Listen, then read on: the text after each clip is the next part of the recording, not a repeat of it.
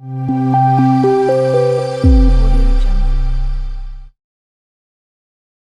Video में हम देखने जा रहे हैं दी अस्थि शारीर। बहुत इंपॉर्टेंट एस्पेक्ट है।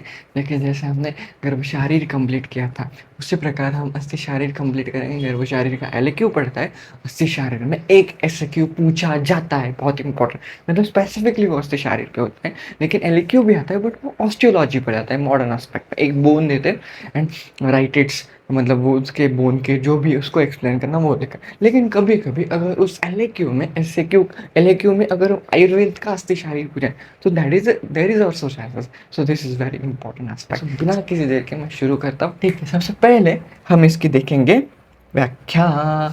देख बच्चों, सबसे पहला जो श्लोक यहाँ पे लिखा है, अस्यते इति अस्थि, अस्थि एक कठिनांश देहे अस्मिन।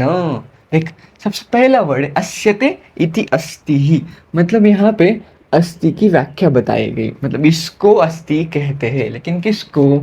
अस्यते।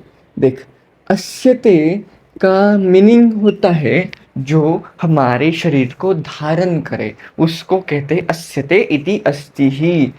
मतलब जो शरीर को धारण करता है, जो शरीर को एक स्ट्रक्चर प्रोवाइड करता है, उसको हम अस्थि कहते हैं। सो इसका ये मतलब होता है कि जो शरीर को धारण करेगा, जो शरीर को धारण करेगा, उसको हमने अस्थि कहा है। That's very important. धारण करना मतलब शरीर को एक स्ट्रक्चर प्रोवाइड करना, एक फ्रेमवर्क प्रोवाइड करना, एक आधार देना, जैसे मैं खड़ा हूँ। So that is the help of the bones ना, right?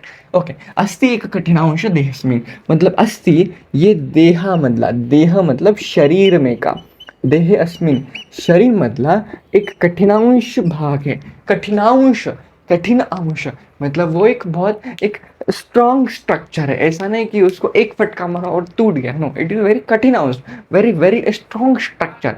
Okay, that is the व्याख्या। ओके बच्चों, अब देख, इसकी सेकंड एस्पेक्ट में देखेंगे, इसकी उत्पत्ति। बहुत सिंपल है, ज़्यादा कुछ नहीं। तुझे पता है कि जैसे सप्त धातु रहते, रस अश्रु कमांस मेद मज्जा शुक्रवत, मज्जा शुक्र अस्थि, ऐसे जो सप्त धातु है। ओके, उस सप्त धातु में जो क्रम है ना, जैसे रस से रक्त की उत्पत्ति, रक्त से मांस की उत्पत्ति, मांस से मेद की उत्पत्ति, मेद से अस्थि की उत्पत्ति। सो ये उत्पत्ति क्रम बहुत इंपॉर्टेंट और वही है। मतलब यहाँ होता है ऐसा है ना, देख, रसात रक्तम क्या होता है? देख, रस धातु से, रस धातु से रक्त धातु की उत्पत्ति होती है, समझा? और उसके साथ पोषण भी करता है। मतलब ये जो तेरा रस धातु है, ये रस धातु रक्त धातु की उत्पत्ति भी करता है और उस रक्त धातु को पोषण देने का काम भी करता है। एंड सेकेंड एस्पेक्ट तो मांस, रक्त धातु मांस धातु की उत्पत्ति करता है। सिंपली मांस धातु मेद धातु की उत्पत्ति करता है। ये जो मांस धातु है, ये मेद धातु की उत्पत्ति करता है और उत्पत्ति के साथ पोषण भी करता है। Very important concept. और ये जो मेद धातु है, at the end of your अस्थि धातु की उत्पत्ति करता है और अस्थि धातु की उत्पत्ति के साथ ये अस्थि धातु का पोषण भी करता है। देख, मेद तत्व अस्थि, ऐसे चरक चिकित्सा स्थान में श्लोक आ गया। इसमें ज़्यादा कुछ नहीं, सिर्फ तेरे को सप्त धातु उत्पत्ति, जैसे रस से रक्त, रसाश्रु कमांस से मेद, तो मज्जा, मज्जा रसाश्रु कमांस से मेद, मांस से मेद की उत्पत्ति, मेद अस्थि उसकी उत्पत्ति, अस्थि से मज्जा की उत्पत्ति। सो ये दो एस्पेक्ट हो गए, व्याख्या और उत्पत्ति। पूछे जाते हैं कि व्याख्या लिखो, तो कभी कभी उत्पत्ति आई नहीं है, बट ध्यान रखते कि उत्पत्ति में मुझे ये लिखना है, ठीक है? एट द एंड कंफ्यूज ना हो। And the third most important aspect है अस्थि के प्रकार। अकॉर्डिंग टू द सुश्रुत अस्थि के क्या प्रकार है? देख, अकॉर्डिंग टू सुश्रुत अस्थि के मुख्य 5 प्रकार। कितने प्रकार? मुख्य 5 प्रकार। Very important. According to Sushruta अस्थि के मुख्य 5 प्रकार पढ़ते हैं। ओके, श्लोक भी हमारे, एतानी पंचविधानी, एतानी मतलब इसके 5 प्रकार पढ़ते हैं, पंचविधानी भवंती तद्यथा। सबसे पहला जो प्रकार है कपाल अस्थि, सेकंड प्रकार रुचक अस्थि, थर्ड प्रकार तरुण अस्थि, फोर्थ प्रकार वलय अस्थि एंड फिफ्थ प्रकार नलक अस्थि। ऐसे कितने प्रकार पढ़ते हैं? ऐसे इसके 5 मेन प्रकार पढ़ते हैं बच्चों। ओके, सबसे पहला जो कपालास्थि है, कपालास्थि अगर मॉडर्न के साथ रिलेट किया जाए, तो कपालास्थि अगर मॉडर्न के साथ रिलेट किया जाए तो बच्चों कपाल अस्थि को तू बोलता है फ्लैट बोन्स। कौन से बोन? कपाल अस्थि is of your flat bone, अगर उसको रिलेट किया जाए। रुचक अस्थि, रुचक अस्थि को मॉडर्न के साथ रिलेट किया जाए तो ये जो तीथ के साथ बनाता है, क्योंकि रुचक अस्थि में दंत का समावेश होता है, मतलब दंत जो है वो रुचक अस्थि में, ऐसा सुश्रुत ने कहा गया है। थर्ड, तरुण अस्थि। देखिए नाम में ऐसा समझ कि ये तरुण अस्थि जो है, तरुण अस्थि, तो मॉडर्न के साथ रिलेट किया जाए तो तरुण अस्थि का संबंध कार्टिलेज से होता है। किसके साथ? यश मास्टर, इसका संबंध होता है कार्टिलेज से। Very important concept. Fourth aspect is वलय अस्थि। वलय अस्थि का आयुर्वेद में है, लेकिन मॉडर्न में अगर वलय अस्थि को रिलेट करें तो वलय अस्थि मतलब कर्ड बोन, वलय बोन। वलय मीन्स कर्ड नेचर, ऐसे बोन जो कर्ड फॉर्म है। एंड फिफ्थ एस्पेक्ट इज नलक अस्थि। नलक अस्थि, नलक मतलब एक नली ना, सो नली कैसी रहती है? स्ट्रेट रहती है और लॉन्ग रहती है। सो सिंपल एस्पेक्ट है, नलक अस्थि is are the long bones. चू, वेरी इंपॉर्टेंट। बस, नलक अस्थि are belonging to the long bones. Done बच्चा। अब हम एक एक बोन को, आपको उसमें एक्सप्लेनेशन लिखने हैं, लेकिन यहाँ पे श्लोक है, वो श्लोक को मैं एक्सप्लेन कर दूंगा कि कैसे कैसे श्लोक आते हैं, कैसे कैसे एस्पेक्ट आता है। सो सिर्फ सुनते जा और साथ में लिखते भी जा थोड़ा थोड़ा, ठीक है। सबसे पहला दैट इज ऑफ योर कपालास्थि, एंड द कपालास्थि आर दी, आपने देखा था कपालास्थि आर दी फ्लैट बोन्स। दिख रहा? ये है तेरा समझा फ्लैट बोन का स्ट्रक्चर, मैंने यहाँ पे रखे। So this is of your कपालास्थि। कपालास्थि मतलब फ्लैट बोन, एकदम फ्लैट लाइक स्ट्रक्चर रहता है। उसमें क्या रहता है? ये जो है ना, this are the that is the structure in between two flat bone. उसमें वो स्ट्रक्चर प्रेजेंट होते हैं, पेरियोस्टियम बोलते हैं उसको। पेरियोस्टियम बहुत फ्लैट है, ठीक है। अब कपालास्थि जो फ्लैट बोन है उसकी डेफिनेशन देख और श्लोक देख। तेषाम जानु, तेषाम म्हणजे त्यांच्यात, जानु नितंब अंश गंड तालु शंख शिरहसु कपालानी। अब देख, सुश्रुत ने, सुश्रुत शारीर स्थान 5वें अध्याय में इसका वर्णन किया है कि कपालास्थि में कौन से बोन्स या कौन से स्ट्रक्चर्स आते हैं। सबसे पहला उसमें आता है जानु। अतः देख, जानु यहाँ पे हमारे मॉडर्न के साथ रिलेट किया जाए तो जानु आयुर्वेदा में उसको नी कहते हैं, नी जॉइंट। अगर जानु संधि हुआ तो नी जॉइंट। सो नी बोन मतलब यहाँ पे मेनली पटेला का अर्थ लिया गया है, प्राप्त लिया है। सो जानु यानी नी बोन के संबंधित यहाँ पे अर्थ लिया गया है। सो वो भी फ्लैट स्ट्रक्चर है। सेकंड इज ऑफ योर नितंब। नितंब is stands for hip bone, very important. नितंब is stand for hip bone, मतलब हिप बोन को नितंब कहा गया है। So it is of your hip bone के लिए नितंब कहा है। थर्ड इज कॉल्ड औंस। औंस जो कहते हैं, देख एक ना एक बोन आता है, you know scapula. Yes master. अब जो स्कैप्यूला को आयुर्वेद टर्मिनोलॉजी कहते हैं औंस फलकम। ओके, औंस फलकास्थि। देख, so this is the bone. So scapula एक फ्लैट बोन में आता है because it is very flat structure.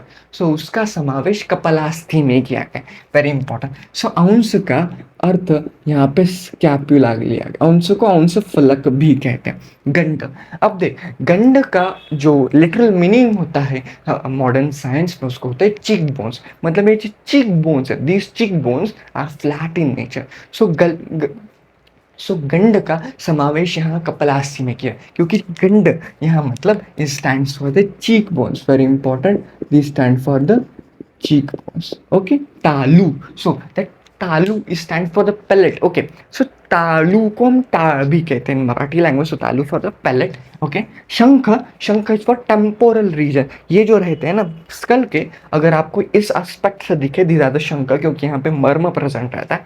सो जो मर्म है दीज आर शंख, stand for the, according to modern science उसको हम कपालास्थि में टेम्पोरल बोन कहते हैं। वेरी इंपॉर्टेंट कि शंख को हम कहते हैं टेम्पोरल बोन, शंख को हम कहेंगे टेम्पोरल बोन। अब शीर को हम कहेंगे स्कल। ओके, ये जो स्कल है स्कल में जितने भी बोन्स आते हैं, according to frontal bone, according to occipital bone, according to different different सब स्कल में जो स्ट्रक्चर्स आते हैं वो सब ही कपलास्थि, सुकपलानी, कपलानी मतलब वो फ्लैट बोन स्ट्रक्चर, फिर उसमें स्ट्रक्चर डिफाइन किया, समझा? जानू, नितंब, उंस, गंड, तालु, शंख, शीर, ये एग्जाम्पल लिखना, ये सारे ही कपलास्थि अकॉर्डिंग टू सुश्रुत बताए गए। ओके, कम नाम, अब इसको कैसे, कम नाम शीर तम पालयति, देख कम का अर्थ कपलास्थि में, कम का अर्थ शीर है, क्या है? शीर, कम का नाम कपलास्थि में शीर है, क्यों है? क्योंकि वो पालयति इति कपालः, देखा वा, कपालास्थि, कपालास्थि, कम पालयति मतलब क्या? कम का अर्थ शीर है कि जो शरीर को पालन करता है, उसको शरीर को पालन करने का काम शीर करता है, इसलिए उसको कपालास्थि कहते हैं। देख कैसा लिटिल मीनिंग है, कम पालयति इसलिए कपालास्थि, कम मतलब शीर को, शीर जो पालन करता है शरीर का, दैट इज ऑफ योर कपालास्थि, ऐसा, ठीक है? सो यहाँ पे कपालास्थि में इतना ही। ओके, रुचक सेकंड जो है दैट इज ऑफ योर रुचक, जिसको हम मॉडर्न साइंस में तीत कहते हैं, जिसे मैंने ड्रॉ भी किया है। इसमें देख छोटा सा श्लोक है, दशनाहा तु रुचकानी, दशनाहा तु रुचकानी, सिंपल एस्पेक्ट है दशन, यहाँ पे दशन मतलब दंत, सो दशन का मीनिंग होता है दंत, यहाँ पे सिर्फ इसमें तीत का समावेश होता है, दैट्स वेरी इंपॉर्टेंट कॉन्सेप्ट। तरुणास्थि, तरुण को हम कार्टिलेजिस कहते हैं। सिंपल कहाँ कहाँ प्रेजेंट रहते हैं देखते हैं। सबसे पहला घ्राण, कर्ण, ग्रीवा, अक्षिकोशेषु। ओके, सबसे पहला घ्राण, घ्राण मतलब नाक, सो यहाँ पे नेजल जो सेप्टम होता है, वहाँ नेजल सेप्टम पे, यहाँ मैं दिखा भी सकता हूँ, this nasal septum having the cartilages, right, क्योंकि ऐसा मुड़ता भी है ना, देख नाक पे यहाँ भी कार्टिलेजेस है और नेजल सेप्टम में भी कार्टिलेजेस है, क्योंकि वो मुड़ता है इधर से। कर्ण, सो ये जो एक्सटर्नल पिन्ना होता है, इस एक्सटर्नल पिन्ना में यहाँ पे कार्टिलेजेस प्रेजेंट होता है, ये कार्टिलेजेस भी यहाँ पे कर्ण में समाविष्ट होता है। ओके ओके, एंड द ग्रीवा और अक्षिकोशेषु। अब ग्रीवा का मीनिंग तू मुझे बताएगा अकॉर्डिंग टू क्या होता है मॉडर्न साइंस में रिलेट करके, कमेंट कर दे। और अक्षिकोशेषु, अक्षि डोरा, कोश मतलब फोसा। ओके, सो हमारा आई जिस फोसे में रहता है, दैट इज ऑसिपिटल लोब जो रहता है ना, उस वो भी आई थिंक कार्टिलेज से बना हुआ, ऐसा इन्हें सुश्रुता ने कहा है, तो उसको तरुणानी। अब इतना ध्यान रख, देख सबसे पहला अगर हम बताएं तो अकॉर्डिंग टू मॉडर्न साइंस तरुणानी बोन का समावेश हमारे हम बोन्स में नहीं कर सकते ना, अस्थि में नहीं कर सकते। वेरी इंपॉर्टेंट कॉन्सेप्ट, क्योंकि बोन्स का एक बहुत इंपॉर्टेंट स्ट्रक्चर, एक कैरेक्टरिस्टिक रहता है कि वो स्ट्रांग रहते हैं और वो मुड़ते नहीं। लेकिन तरुणानी जो तरुणास्थि है, वो तरुणास्थि मुड़ रहा है, this nasal septum that is our कर्ण, इट्स अक्षिकोशेषु, ये छोटे छोटे दैट इज लिगामेंट, ये हमारे कार्टिलेजेस में इसका समावेश है। सुश्रुत ने ऐसा कहा है, लेकिन मॉडर्न साइंस में इसका समावेश बोन्स में किया गया नहीं। ठीक है बच्चों? ओके, अब फोर्थ एस्पेक्ट दैट इज वलय अस्थि। अब वलय अस्थि में क्या आता? वलय अस्थि में रहता पार्श्व, पृष्ठ, ऊरसु, वलयानी। अब देखा, सबसे पहला एक वर्ड है पार्श्व, that doesn't mean to be पार्श्व, नो, पार्श्व means ribs. Okay, very important concept है, इतना याद रख कि देख दो वर्ड है, देख एक है पार्श्व और एक है परशुका। वेरी इंपॉर्टेंट, परशुका, पार्श्व और परशुका। अब देख इन दोनों का मीनिंग होता है रिब्स, रिब्स। ओके, लेकिन पार्श्व बताया है सुश्रुत ने और परशुका बताया है चरक ने। वेरी इंपॉर्टेंट कॉन्सेप्ट, पार्श्व को हम रिब्स कहते हैं, your ribs are curved bones ना, इसलिए वलयास्थि, क्योंकि वलयास्थि is a curved bone. So पार्श्व इज बताया सुश्रुत ने, परशुका बताया चरक ने।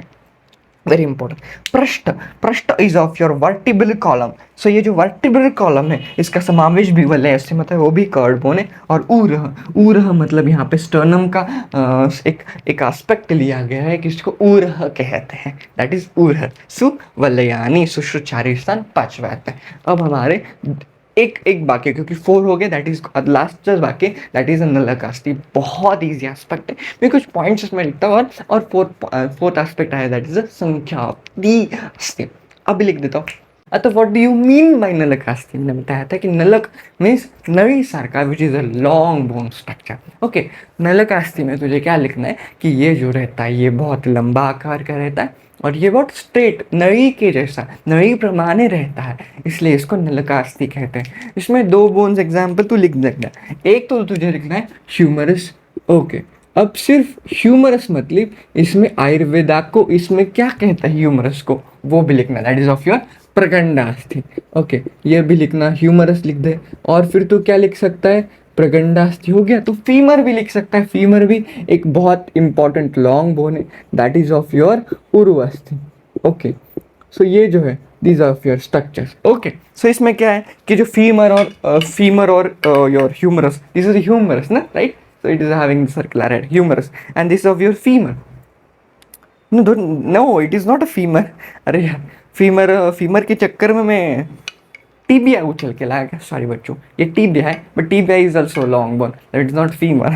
हाँ, tibia is a long bone, this is not a femur. Okay, so these are the नलकास्थि। ओके, अन्वस्थि क्या रहता है? अन्व देख, मैंने बताया था कि सर आप तो बोले मास्टर, तू तो बोला इसके सिर्फ 5 प्रकार के, according to Sushruta main aspect are 5, but Sushruta Samhita में कुछ कुछ स्थान पर इस छठवें प्रकार का, 6 पोजीशन के प्रकार का भी उल्लेख किया गया है, उस प्रकार को कहते हैं अन्वस्थि। देख, नाम में ही जैसा एस्पेक्ट बताया, अन्व, इट इज अन्व, that word stand for as according to small. Okay, and अस्थि means bone, so this word is stand for the small bones are called अन्वस्थि। मतलब जो भी छोटे छोटे बोन्स रहते हैं उनको अन्वस्थि कहते हैं। अब छोटे छोटे बोन्स कौन थे? For example your wrist bone हो गया मनगटातले। ओके, फॉर एग्जाम्पल मेरे कार्पेल्स हो गए और टार्सल्स हो गए और फैलेंजेस हो गए, ऑल आर बिलोंगिंग टू अन्वस्थि। ओके, इसके एनाटॉमी देखेंगे हम, बहुत ही मॉडर्न के एस्पेक्ट्स सब देखेंगे बच्चों। अरे भाई, ऐसे एनाटॉमी ऐसे बहुत सब देखेंगे, डोंट वरी। सो अन्वस्थि में इतना ही लिख दे, लेकिन इसका वर्णन सुश्रुत संहिता में कुछ कुछ जगह है। ऐसा नहीं कि according to Sushruta main 5 aspects आते हैं, 5 प्रकार एतानि पंचविधानि भवन्ति, लेकिन कुछ संहिता में इसका वर्णन किया, इसलिए मैंने बता दिया। Okay, and last aspect is अस्थि संख्या। इतना याद रख कि जो चरक है वो हमेशा ज़्यादा ही अस्थि संख्या बताते हैं, हमेशा कुछ ज़्यादा ही बताते हैं सुश्रुत से, और सुश्रुत मॉडर्न से ज़्यादा देते। So according to the Charak, so there are the Sankhya the 360. According to the Sushruत, there is Sankhya is about 300, and according to modern कितने हैं? 206 हड्डियाँ रहती है ना, 206 हड्डियाँ। So इसमें 206 हड्डियाँ रहती हैं। तो इसमें ये क्रम लग याद रख कि चरक हमेशा ज़्यादा बताते हैं अकॉर्डिंग टू सुश्रुत। ओके बच्चों, सो this is all about the इशारे। एक वीडियो में पूरा इशारे कंप्लीट कवर कर लिया। इसका स्क्रीनशॉट ले ले, क्योंकि यही तुझे लिखना है, समझ ले, फिर तू लिख सकेगा कि क्या क्या पॉइंट्स लिखना है। So this is all about बच्चा। Hope you like this video, keep sharing, video को ज़्यादा से ज़्यादा शेयर कीजिए एंड सब्सक्राइब करना। Thank you so much.